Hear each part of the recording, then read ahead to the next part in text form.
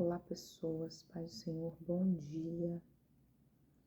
Bom dia, mais este dia o Senhor nos entregou. Glória a Deus por isso. Vamos de mais um dia de estudo.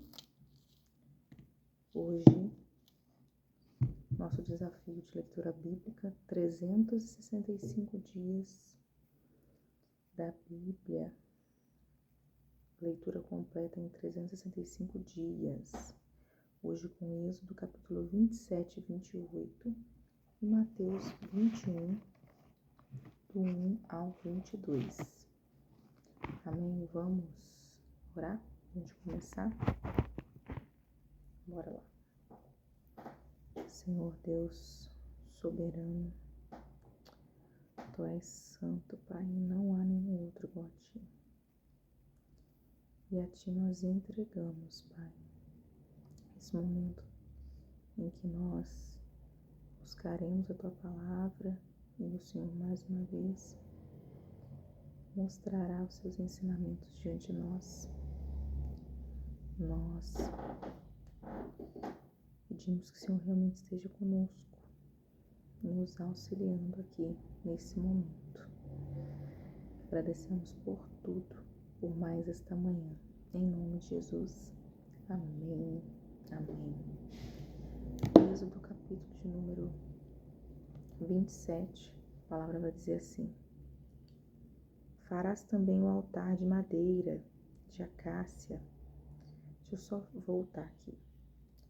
Nós começamos ontem a respeito da construção do tabernáculo e as orientações que Deus deu a Moisés para a construção do tabernáculo, as suas medidas, o material que havia de ser feito, os castiçais, os pães, a arca, todas as medidas ali do Santo dos Santos e do Santíssimo. Hoje a gente continua a informar isso, mas agora a gente vai falar sobre as medidas do altar. Então, no primeiro momento, as medidas do altar. E a palavra vai dizer assim pra gente: farás também um altar de madeira de acácia de 5 côvados. Será o seu comprimento de 5 e a largura será quadrado o altar, de 3 côvados a altura. Dos 4 cantos farás levantar-te 4 chifres, aos quais formarão uma só peça com o altar, e o cobrirás de bronze. Far-lhe-ás também recipientes para recolher a sua cinza, e pás e bacias, e garfos e braseiros.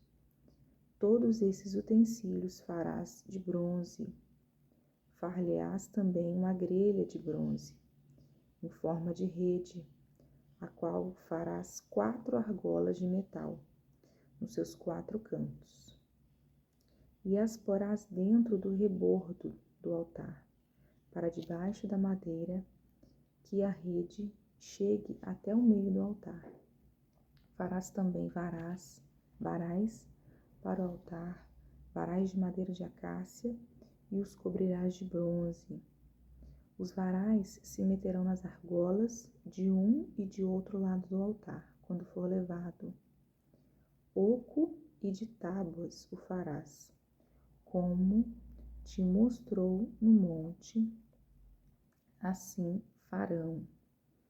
Então aqui as referências para o altar do holocausto, onde ele seria oferecido sacrifícios a Deus, né? Sacrifícios diários, né? Que simbolizavam a dedicação, a entrega do povo, para Deus poder perdoar também os pecados. Né? Esse aí é o altar, esse é o altar de holocausto. O holocausto é somente a Deus, né? Essas medidas que nós lemos aí, seu comprimento de 5, a largura de 3 côvados, na verdade significa aí 2 metros e 30 centímetros de um lado e 1 metro e 30 centímetros de altura, passando aí para as medidas que nós utilizamos hoje, né? Vai dizer que na ponta o altar tinha chifres nos cantos do altar, eles tinham chifres. Por que que era comum eles terem chifres, né? Porque esses chifres eles tinham umas funções. As funções dos chifres é que eles funcionassem como ganchos, né? Então, o animal que fosse sacrificado, ele era colocado ali, ele era espetado, aplicado nas pontas daquele chifre, né? Para que esse pudesse escorrer mais fácil, seguir mais fácil ali. Então, os chifres também seriam um refúgio para os criminosos involuntários ou inocentes. Então, como que funcionava isso? A pessoa que tivesse feito um pecado, existiam cidades que chamavam cidades refúgios. Essas cidades, elas abrigavam pessoas que tinham cometido pecados, ou tinham feito algo, ou estavam sendo acusados de algo.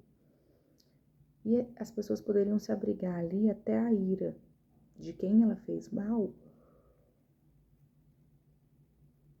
dar, ou então até que um dos juízes viesse a julgar a sua causa, né, a seu favor ou não. Então, enquanto ela estivesse nessa cidade refúgio, ela poderia estar protegida. Mas vamos dizer que ela cometeu um erro lá dentro aí dos limites da cidade de Israel e não deu tempo de chegar numa cidade refúgio. Então ela poderia correr ali até esse local onde ficaria ali a tenda e ela poderia agarrar esses chifres no altar, né? Esses chifres aí simbolizariam a misericórdia de Deus, né? Hoje a gente tem a graça do Senhor que nos alcança, a misericórdia dele nos alcança todos os dias, né? Que nós, por nós mesmos, não éramos nem para estarmos aqui.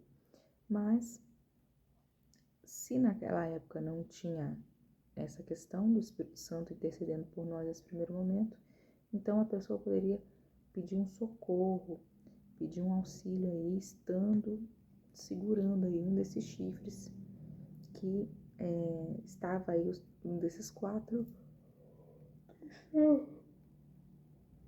desculpa, na ponta do altar.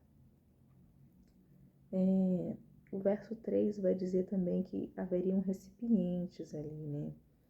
Estilo de panelas, de pecinhas, né? Todas feitas aí, essas bacias, esses garfos, esses braseiros, todos feitos em bronze, né? E aí, embora aí o altar fosse de madeira, de acácia, ele era todo revestido de bronze, o que evitaria ali que ele viesse a ser queimado ou que o sangue que escorresse ali por aquele altar contaminasse ou então sujasse a madeira a ponto de que você não conseguisse limpá-la. Então, esse altar aí era chamado de altar de bronze ou altar de cobre, por mais que ele fosse feito aí de madeira. Depois a gente vai ver aí que havia um tipo de grelha no verso 5. Se tinha essa grelha e não era queimado, para que servia essa grelha, né? Então acredita-se que a grelha ali era para que a gordura ou as cinzas do sacrifício caíssem no fundo do altar, mantendo a madeira segura do fogo. Então era para proteger aí de alguma maneira esse altar, ou promover ventilação, né? Ou alimentar esse fogo.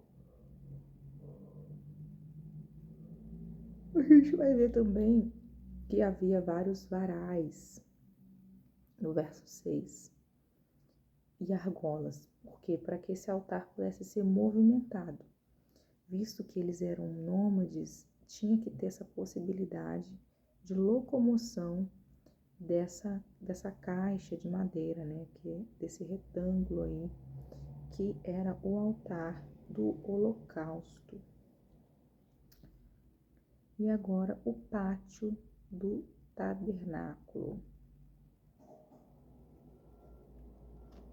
27:9. Farás também o átrio do tabernáculo, ao lado meridional que dá para o sul. O átrio será cortinas de linho fino retorcido. O comprimento de cada lado será de 100 côvados. Também as suas 20 colunas e as suas 20 bases serão de bronze, e os ganchos das colunas e as suas vergas serão de prata. Então, o átrio do tabernáculo vai ter essa medida aí, tá marcado 100 côvados, que na verdade corresponde a 45 metros de comprimento. Vai dizer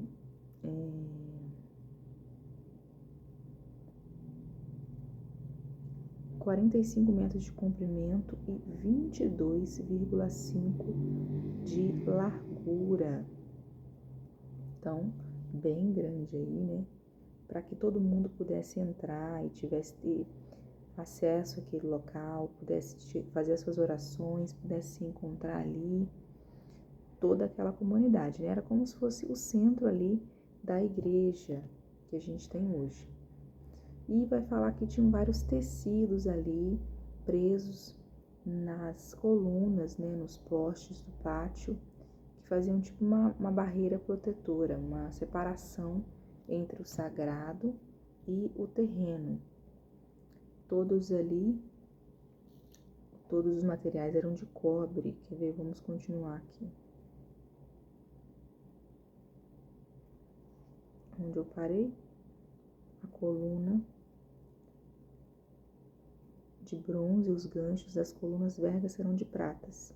De igual modo, para o lado norte, ao comprimento haverá cortinas de 100 côvados de comprimento, e suas 20 colunas e suas 20 bases serão de bronze, e os ganchos das colunas e as suas vergas serão de prata. No pátio do átrio, para o lado ocidental, haverá cortinas de 50 côvados. As colunas serão 10 e suas bases 10. A largura do átrio ao lado oriental para o levante será de 50 côvados. As cortinas para um lado da entrada serão de 15 côvados. As suas colunas serão 3 e suas bases serão 3. Para o outro lado da entrada haverá cortinas de 15 côvados e suas colunas serão 3 e suas bases 3. À porta do átrio haverá um reposteiro de 20 côvados, de estofo azul. Onde eu parei? E púrpura e carmesim e linho fino retorcido, obra de bordador, e suas colunas serão 4 e suas bases 4. Todas as colunas ao redor do átrio serão cingidas de vergas de prata, e os seus ganchos serão de prata, mas as suas bases de bronze. O átrio terá 100 côvados de comprimento, como a gente falou lá no começo, e 50 de largura. Aí agora sim a medida da largura por todo lado, e 5 de altura. As suas cortinas serão de linho fino retorcido e as suas bases de bronze. Todos os utensílios do tabernáculo em todo o seu serviço, e todas as suas estacas, e todas as estacas do átrio serão de bronze. Agora a orientação a respeito das lâmpadas que tinham que estar ali continuamente acesas naquele lugar. Vai dizer assim, ordenarás aos filhos de Israel que te tragam azeite puro de oliveira, batido para o candelabro, para que haja lâmpada acesa continuamente na tenda da congregação, fora do véu, que está diante do tabernáculo. Arão e seus filhos a conservarão em ordem, desde a tarde até pela manhã, perante o Senhor. E estatuto perpétuo será este a favor dos filhos de Israel. Então, aqui vai dizer que as lâmpadas, elas tinham que estar todo o tempo acesa, porque elas representavam ali a presença de Deus, né? E ali tinha um candelabro feito de outro ouro puro, aproximadamente 35 quilos esse candelabro. O seu formato ali era uma amendoeira florescendo, né? Onde você colocaria as lâmpadas, no caso o azeite, para poder iluminar ali incessantemente. Esse candelabro, ele vai ficar diante do véu, que vai separar o santo lugar do santo dos santos. Então, no topo das suas hastes, vai ter essas 7 lâmpadas que tinham que ficar continuamente acesa. Por isso que o azeite tinha que ser puro, não pode ser misturado. Esse azeite para que ele pudesse queimar sempre ali naquele lugar. Então aí, no tabernáculo, né, no pátio do altar do tabernáculo, você vê aí a respeito da adoração, do sacrifício. Esse tabernáculo, ele aponta para a pessoa de Jesus Cristo, né? Aí a gente tem no pátio, né, a localização do altar, né, a entrada do tabernáculo, a necessidade de purificação. Antes de você se aproximar de Deus, você tinha que se purificar, você tinha que estar limpo. Além de você estar limpo, os animais que fossem sacrificados, eles também tinham essa função de remover o pecado das pessoas, mas aí de forma definitiva. Esse sacrifício de animal, ele aponta para Jesus Cristo, que foi o que ele fez por nós na cruz do Calvário, né? Ele morreu por nós e o seu sangue foi vertido naquele lugar. Então, por que não há sacrifício mais de animais? Porque Jesus é o nosso sacrifício vivo. Ele morreu por nós, né? Então, ele purificou todos nós, o nosso pecado. Mas, naquele período, era preciso fazer o sacrifício de animais para que eles fossem limpos dos pecados definitivamente. Definitivamente, entre aspas, porque a gente sabe que as pessoas voltam a pecar, né? E aí as lâmpadas mostram que não podia ter escuridão nenhuma no altar, nenhum tipo de escuridão, né? A presença de Deus, aquelas lâmpadas, aquele candelabro representava a figura de Deus. O propósito de Israel, que deveria ser luz para as nações. Israel deveria ser a luz no mundo. Tem aquela referência, nós somos sal da terra. E luz no mundo é o candelabro, a representação do candelabro aqui no templo, né? E ao fim aqui, Deus mostra através do altar e do tabernáculo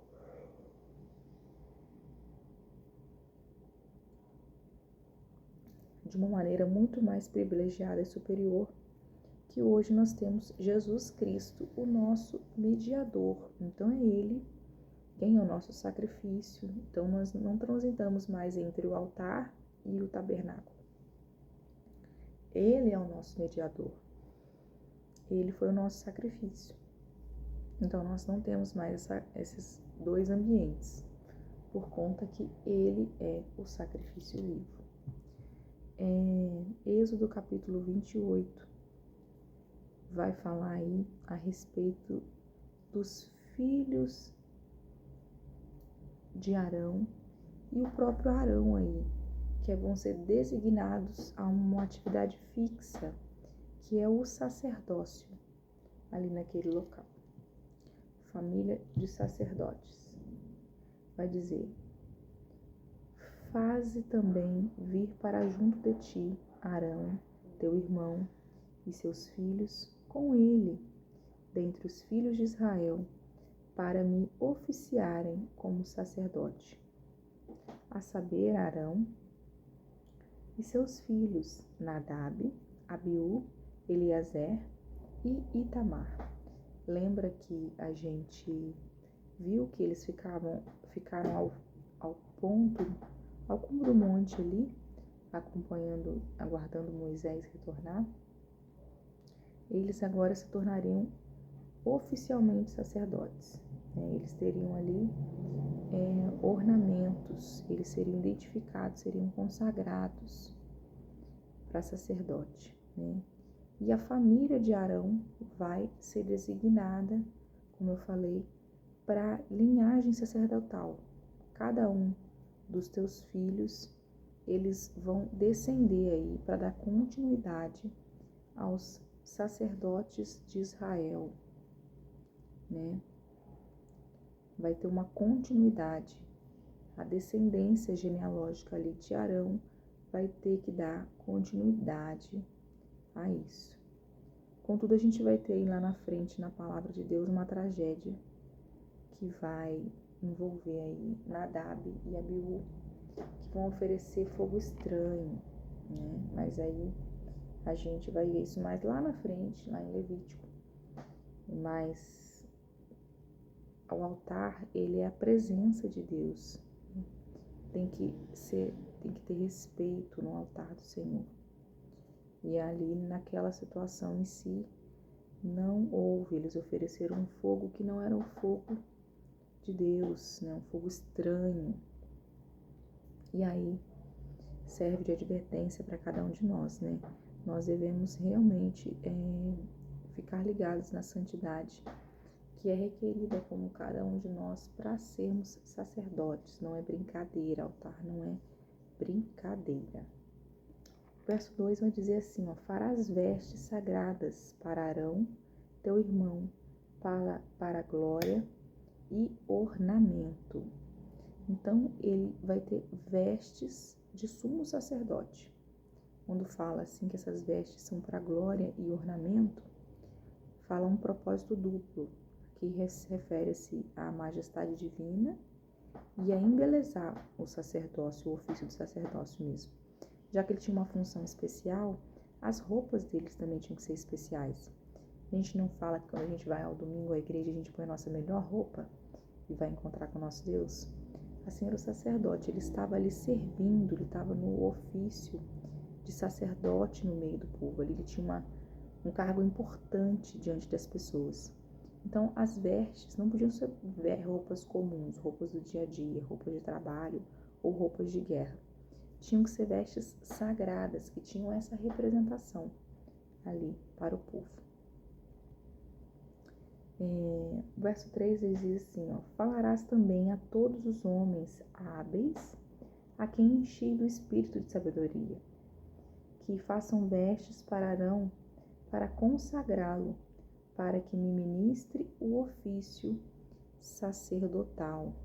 Então, aí mais uma vez mostra que essa roupa tinha uma roupa natureza específica para essa finalidade, para sacerdote, né? E a pessoa que tinha que confeccionar essa roupa eram pessoas dedicadas. Então, mais uma vez, um artesão, né, que tinha aí uma dedicação, ele era, além com o coração puro, alguém com o espírito e sabedoria de Deus, né, uma pessoa inteligente também, dotada dessa habilidade aí de costura, né, não podia ser qualquer pessoa, uma pessoa hábil. E o verso 4 vai dizer, as vestes, pois, que farão são estas, um peitoral, uma estola sacerdotal, uma sobrepeliz, uma túnica bordada, mitra e cinto. Farão vestes sagradas para Arão, teu irmão, e para teus filhos, para aonde que eu estava?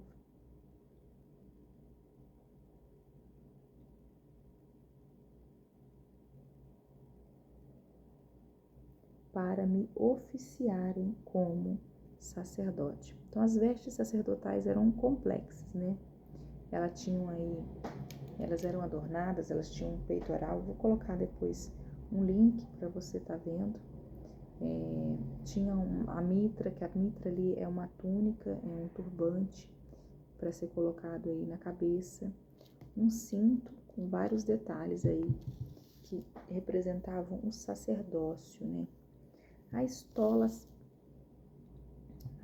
sacerdotal, aí no caso, o que era colocado com detalhes ali, com materiais preciosos para ornamentar. Vamos lá.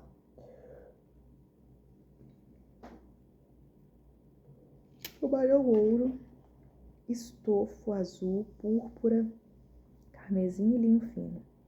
E farão a estola sacerdotal de ouro, estofo azul, e púrpura e carmesim e linho fino, retorcido sobre esmeralda. Terás 2 ombreiras que se unam às suas 2 extremidades, e assim se unirá e o cinto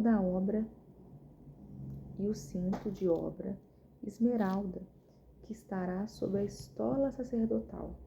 Será de obra igual, da mesma obra de ouro, estofo azul e púrpura, e carmesim, e linho fino retorcido.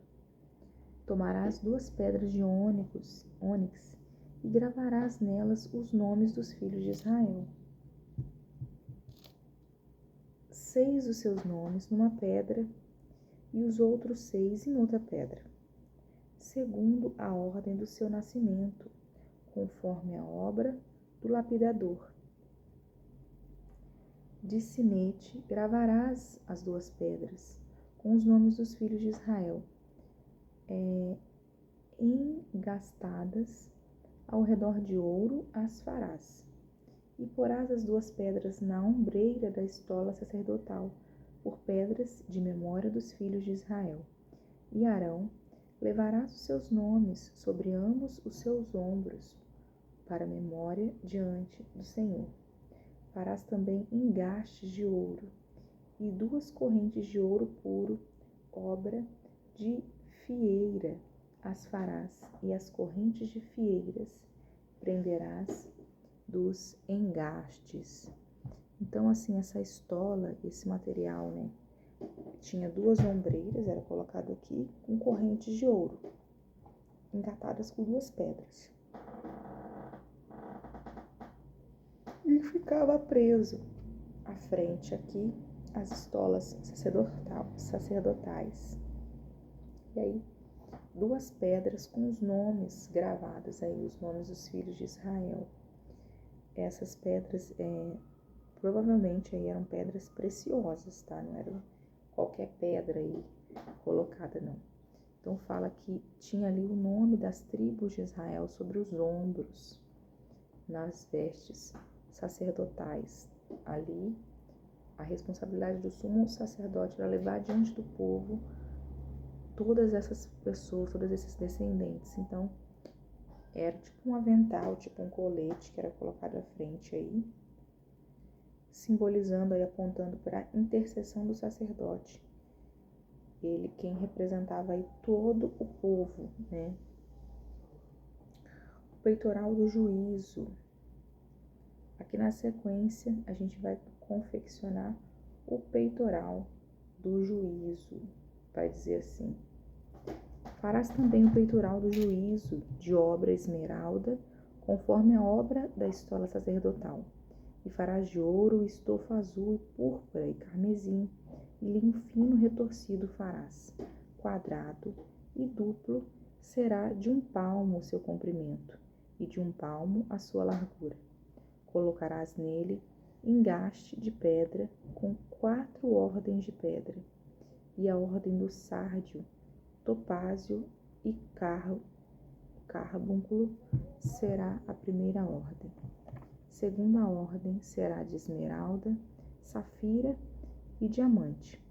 A terceira ordem será de jacinto, ágata e ametista. Então aqui vai falar a respeito das pedras, né? A quarta ordem será de berito, ônix e jaspe. Elas serão guarnecidas de ouro nos seus engastes. As pedras serão conforme os nomes dos filhos de Israel. 12, segundo seus nomes, serão esculpidas como sinetes, cada uma com o seu nome para as 12 tribos. Para o peitoral, para as correntes, como cordas de obras trançadas de ouro puro. Então, só para especificar aqui, né? Aqui vai ter o peitoral, a peça no centro do vestuário, né? Uma espécie de bolso quadrado que vai estar aqui na frente, peito dele, com 4 fileiras de pedras preciosas, 4 fileirinhas ali, cada uma com um nome precioso, o nome dos filhos de Israel, pedras preciosas, né? 4 fileiras ali, então 3 pedras assim, 3 pedras assim, 3 pedras assim, formando 4 vezes 3, 12, né? As 12 tribos de Israel, cada uma pedra preciosa com o nome ali dos filhos. E vai dizer que essa peça, ela é presa através de anéis de ouro. Então, tinha algum tipo de anel de ouro ali para prender ela no corpo do sacerdote. Então, o sumo sacerdote tinha esse símbolo, né, dele carregar ali os filhos de Israel, né? Por que aqui na frente? Porque no sentido de estar no coração do sacerdote, as tribos de Israel, lembrar também diretamente o Senhor aqui à frente das tribos de Israel, e o sacerdote lembrar que ele é o mediador, que ele tem essa responsabilidade, né, de orar e de representar as causas judiciais também. Quando não era uma causa social, que nem nós vimos lá a respeito dos animais, a respeito dos pecados cometidos contra as pessoas, o sacerdote tinha essa responsabilidade de julgar as causas que envolviam casamento, espiritualidades, envolvimento com outros deuses, possessões. O sacerdote tinha essa responsabilidade de julgar esse tipo de causa, né, causas espirituais, assim como nós, pastores, né, e o meu esposo, representamos e orientamos conforme as dificuldades do dia a dia de cada um, sendo elas religiosas, né, auxiliando nesse sentido.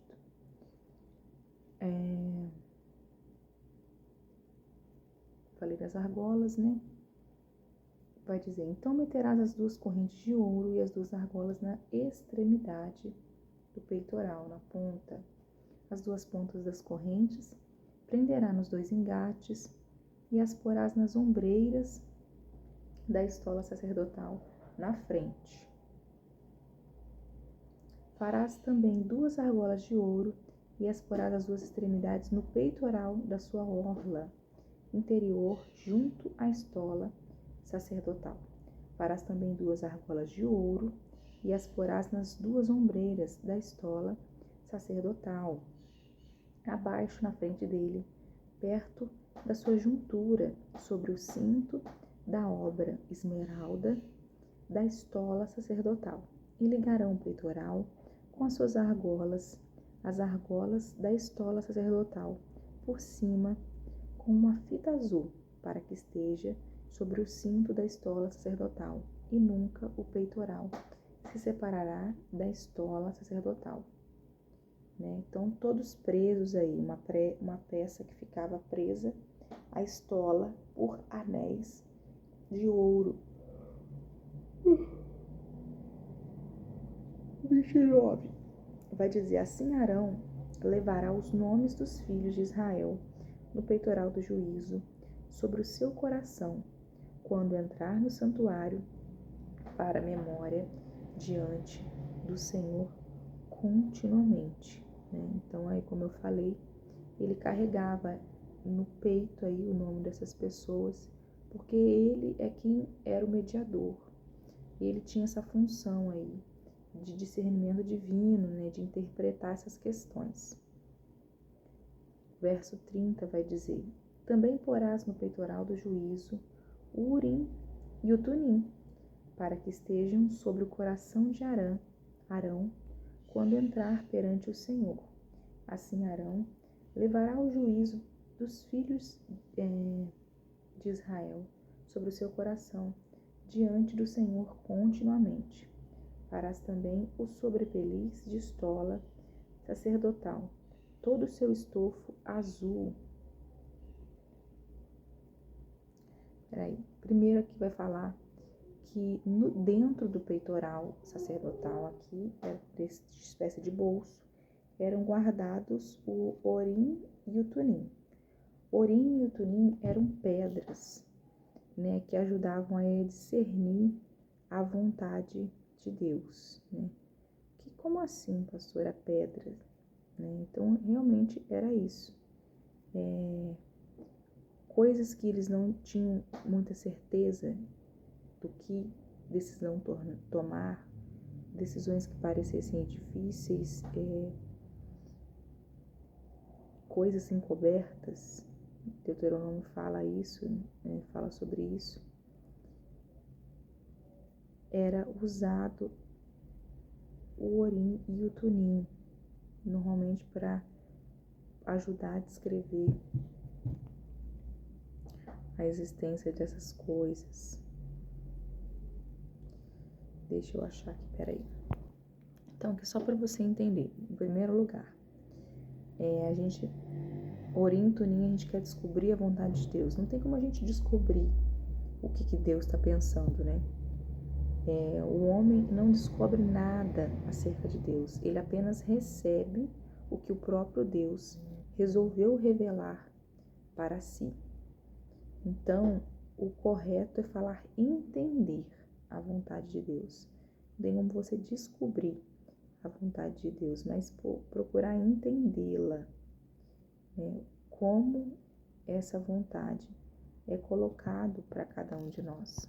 Então, se você só procura entender a vontade de Deus, não tem como você saber, né? Ali eram objetos para você, o sumo sacerdote, usar para procurar entender a vontade de Deus, né? E ali eram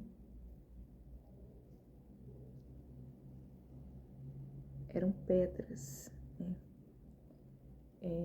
Era tipo uma espécie de, vamos jogar elas de acordo com a maneira como elas caírem, né? A gente vai entender o que Deus quer falar a respeito disso. É como se eles estivessem lançando sortes, essa que é a verdade. Escolher ao acaso o que Deus tinha para falar com eles, lançar sorte. E aí o resultado podia ser a vontade de Deus a favor ou contra aquilo ali, né? E aí, como eu falei, o Urim e Tumim eram pedras. Lá na frente ele vai explicar sobre isso, né? Mas basicamente eram pedras em que você jogava. Você pega 3 pedras com as 2 mãos fechadas e com os olhos fechados. Faz uma pergunta e aí você joga essas pedras de uma vez num pano preto. E aí, dependendo de como cair essas pedras, vai demonstrar aí a vontade de Deus para essas pedras. Que, vai ser 2 pedras pretas e uma branca. 2 pedras, uma preta e outra branca. Que aí mostram o sim ou não, né? Caindo em cima do pano ali, de demonstrar sim ou não.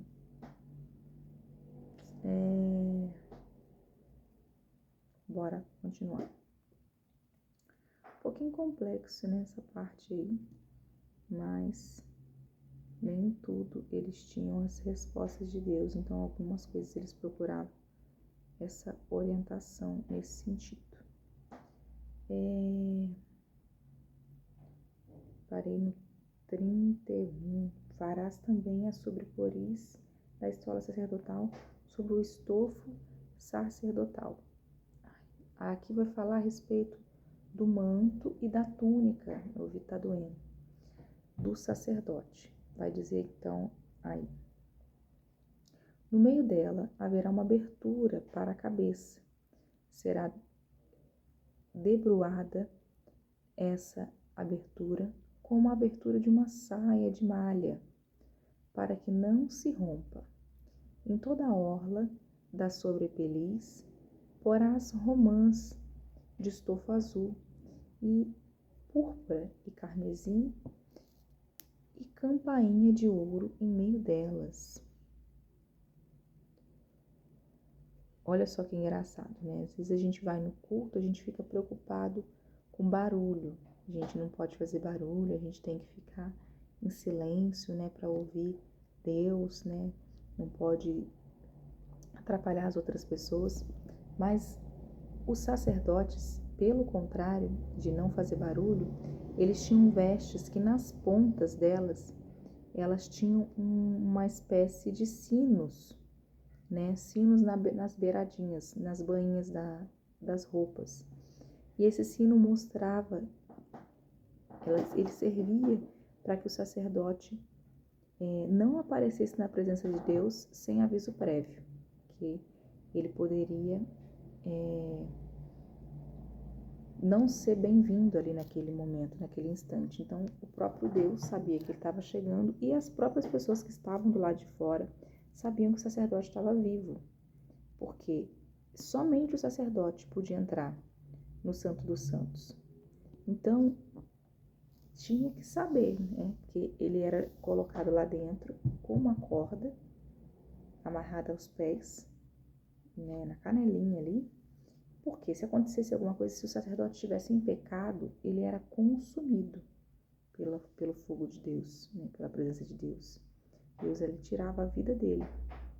Então, essas vestes, elas tinham esses sininhos na beiradinha, para poder fazer barulho, para mostrar aí que ele estava vivo. Então, eu li? Acho que não, né? Eu só pulei. Diz assim, ó, 34. Haverá em toda a orla da sobrepeliz uma campainha de ouro e uma romã, outra campainha de ouro e outra romã.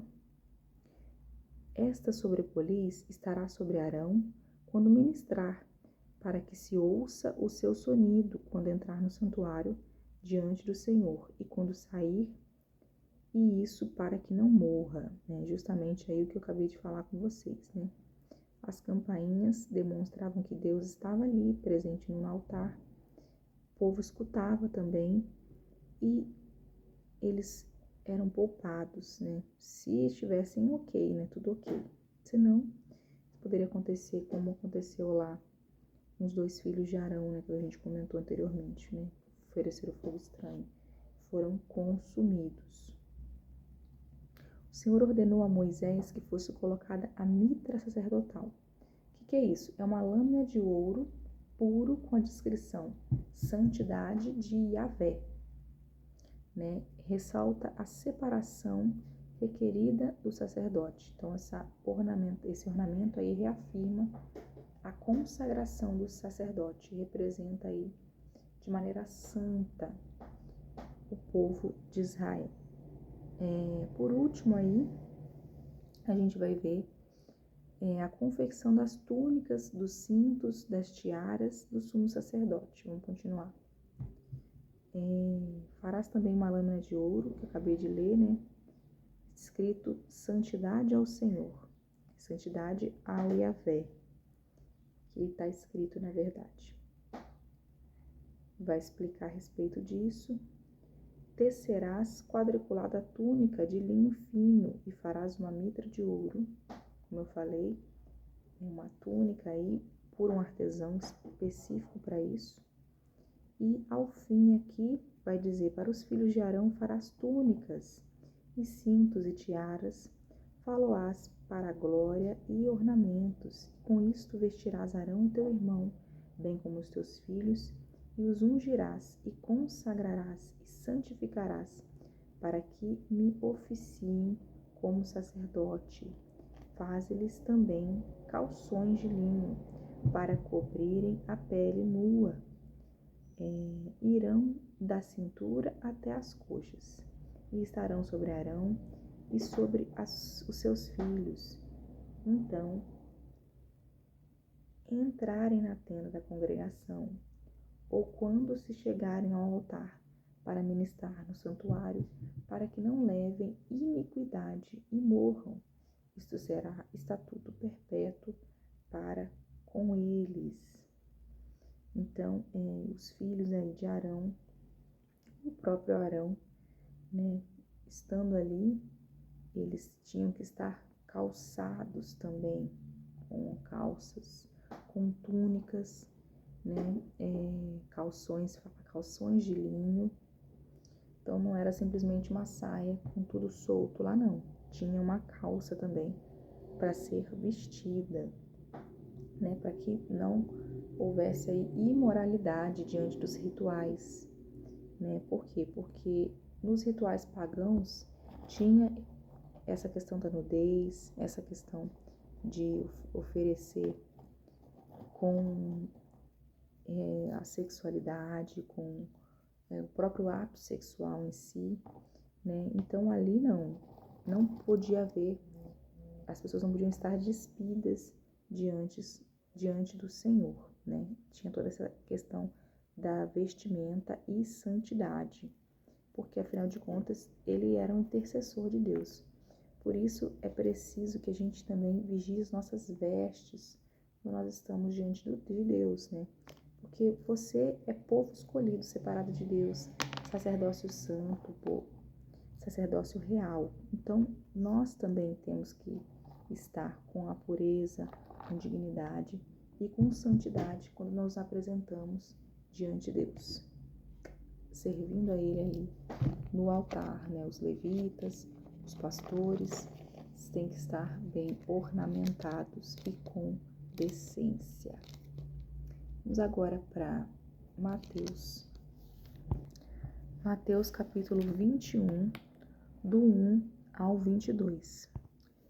Aqui no capítulo 21 a gente vai ter a entrada triunfal de Jesus aqui em Jerusalém, cumprido aí as profecias. Ele vai vir montado, né, num jumentinho, mas logo em seguida a gente vai ver essa atmosfera mudar aí drasticamente. Bora lá? Quando se aproximaram de Jerusalém e chegaram a Batfage, ao Monte das Oliveiras, enviou Jesus 2 discípulos, dizendo: Ide à aldeia, que aí está diante de vós, e logo achareis presa, uma jumenta, e com ela um jumentinho. Desprendei-a e trazei-nos. E se alguém vos disser alguma coisa, responderei-lhe que o Senhor precisa deles. Ao logo os enviará.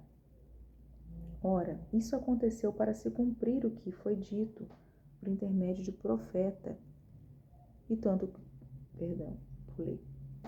Dizei à filha de Sião: Eis aí te vem o teu rei humilde, montado em um jumentinho, um jumento, cria de animal de carga. Então, isso está escrito lá em Zacarias 9:9, né? Eis que eles tinham que cumprir essa profecia, né? A Bíblia tem isso. Ela tem o seu simbolismo, os seus significados e as suas profecias a ser cumpridas. Então, essa passagem de Jesus estando montado num jumentinho é a confirmação aí do que está escrito lá em Zacarias 9:9, um rei humilde montado em um jumento, trazendo aí a paz para as nações, né? Diferentemente do que a gente acredita que eles esperavam, um rei com poder militar, mas não, Jesus, ele tinha uma missão diferente, né? Você sabe, nós sabemos. E aí, eis que eles encontraram sim, esses 2 discípulos encontraram essa jumentinha, né? Ó, Um dos discípulos, e tendo feito como Jesus lhe ordenara, trouxeram a jumenta e o jumentinho. Então puseram em cima deles as suas vestes, e sobre elas Jesus montou. E a maior parte da multidão estendeu as suas vestes pelo caminho, e outros cortavam ramos de árvore, espalhando-os pela estrada. E a multidão, tanto os que precediam como os que o seguiam, clamavam: Hosana ao filho de Davi. Bendito que vem em nome do Senhor. Hosana nas maiores alturas. Então ali, enquanto ele passava com o jumentinho, né, em meio ao louvor, em meio às pessoas clamando ali, dando graças, eis aí o rei, eis aí Jesus, elas clamavam: Hosana, bendito o que vem em nome do Senhor. Hosana nas alturas, né? Também cumpre aí as palavras do Antigo Testamento, né? Que eis que um rei viria. E aí, durante grande agitação, a multidão ali, o profeta passando pela Galileia, eis que Jesus vem entrando naquela cidade, né? Um misto de emoções naquele lugar, as pessoas estendendo aí suas roupas, como se fosse um manto, para que ele pudesse passar por cima, os ramos das oliveiras, né, sobre aquele lugar, um evento ali de grande comoção das pessoas, né, aclamado ali como rei, filho de Davi, Hosana, Hosana, algo aí estrondoso mesmo, né? E, entretanto, ele em Jerusalém, toda a cidade se alvoroçou e perguntavam: quem é este? Que alguns conheciam e outros não conheciam. E as multidões clamavam: este é o profeta Jesus de Nazaré da Galileia. Eis que ele era anunciado aí diante também dos que não o conheciam. E aí vai continuar dizendo que Jesus, entrando no templo, ele estava a caminho ali de Jerusalém, então ele resolve entrar no templo. Então aí já muda completamente o que era ali um momento de alegria, de exaltação diante das pessoas, acaba mudando drasticamente aí os humores do próprio Messias, do próprio Jesus. Tendo Jesus entrado no templo, expulsou todos os que ali vendiam, todos os cambistas, né? E compravam. Também derribou as mesas dos cambistas e as cadeiras dos que vendiam pomba, e disse: está escrito, a minha casa será chamada casa de oração. Vós, porém, a transformais em covil de salteadores. Né? Aqui ele fica totalmente indignado, ele fica muito preocupado, né? Porque o templo é lugar de oração. Lembra que a gente acabou de ler lá a respeito das medidas do templo, da luz que não poderia se apagar, que representava a presença de Deus, a roupa sacerdotal que tinha toda essa representação de lembrar aí Deus do povo, o sacerdote que levava ali o sacrifício, ele que fazia mediação entre o povo e Deus, mas as pessoas não estavam respeitando a presença de Deus no templo. Elas simplesmente ali utilizavam daquele lugar, fazendo ali uma atividade comercial. Por quê?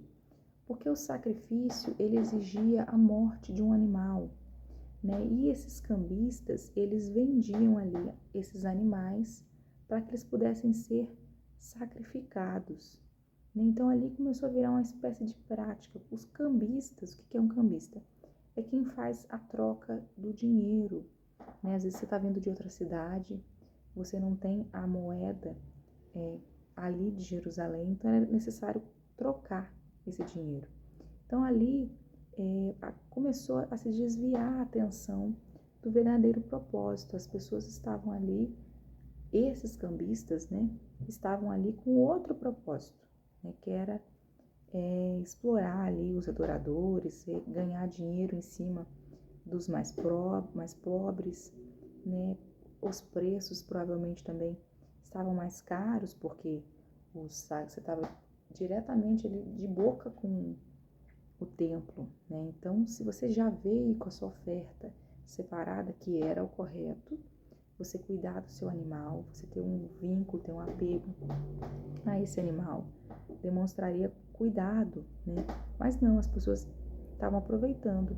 Além das pessoas utilizarem ali as mesas, as cadeiras, aquele local para vender esses animais, as pessoas também não estavam tendo o mesmo zelo, o mesmo cuidado com o sacrifício. Por isso que Jesus expulsa aí todos esses vendedores, né? Porque ele está zelando pela santidade daquele local.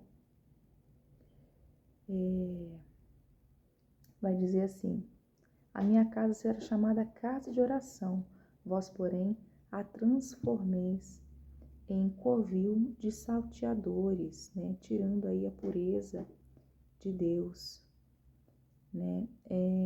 Quando ele fala covil de salteadores, mostra aí que o objetivo estava sendo trocado, estava tendo um abuso do real motivo original do templo. Isso eu já falei, né? Vou repetindo de novo. Então, 14. Vieram ele no templo, cegos e coxos, e ele os curou. Mas vendo os principais sacerdotes e os escribas as maravilhas que Jesus fazia e os meninos clamavam Hosana ao filho de Davi, indignaram-se e perguntaram-lhe: ouves o que estão dizendo? Respondeu-lhe Jesus: sim. Nunca leste? De boca de pequeninos e crianças, de peito tirastes perfeito louvor. E deixando-os, saiu da cidade para Betânia, onde pernoitou, né?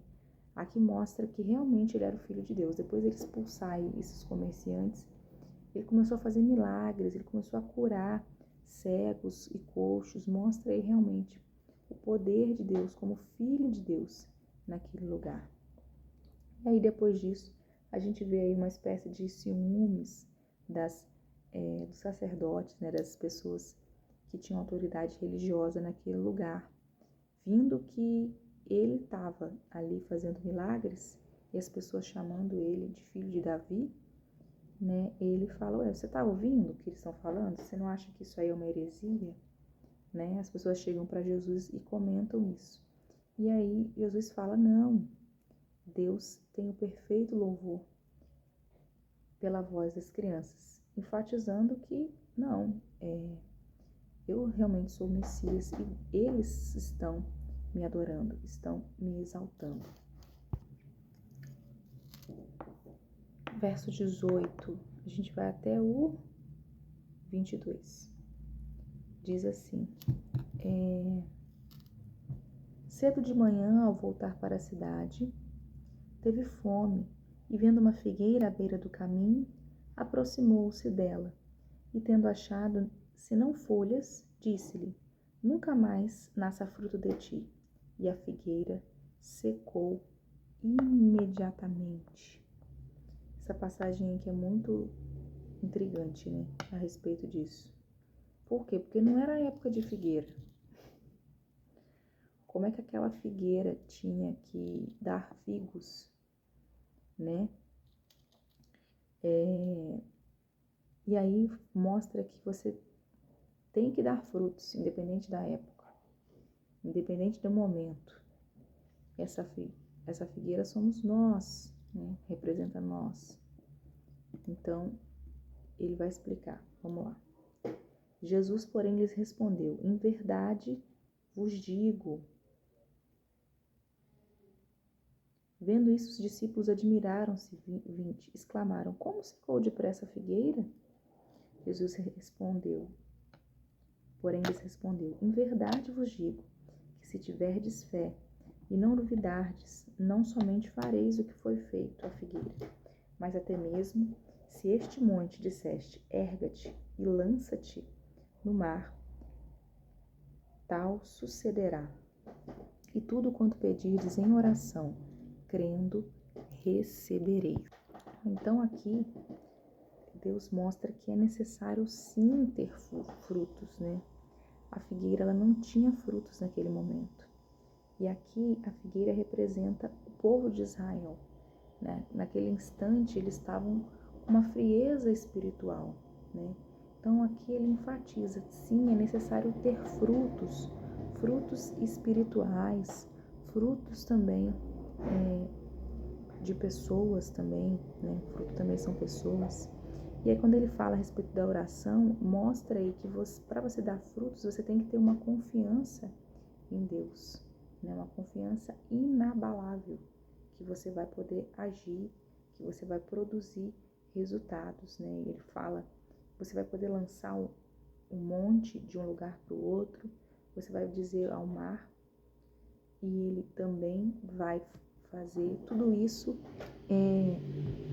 através da oração, através das manifestações da oração, né? Mostra que os discípulos têm que ter fé, a importância de confiar em Deus, né? Uma oração, uma fé genuína, uma fé fervorosa, ela sim tem o poder de fazer toda e qualquer situação, mesmo por mais desafiadora que ela pareça. Ela tem o poder de mudar. E aí, a figueira estéril, né? Não é não vai ver só esse passagem, não. A gente vai ter uma outra parábola que vai falar sobre examinar a nossa fé e a frutificação espiritual. Né? Não é apenas esse instante aí, não é só uma simples árvore que não estava dando frutos, ou não estava na sua época de dar frutos, mas mostra que nós temos que manifestar o amor de Deus, a justiça, o serviço. Nós temos que produzir frutos, porque é eles quem vão glorificar a Deus nas nossas vidas. É eles quem vão abençoar aí as pessoas ao nosso redor. Amém? E é isso. Vamos estar orando para finalizar? Senhor, nós queremos agradecer, Pai. Agradecer pelo seu sacerdócio pelas nossas vidas. Moisés foi o primeiro sacerdote.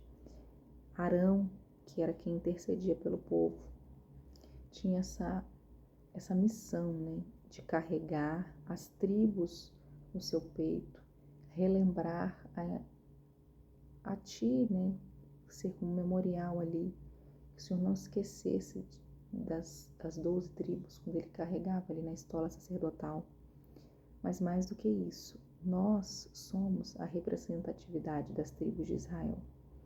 Nós carregamos, cada um de nós, essas pedras preciosas, essas estolas nos nossos corações.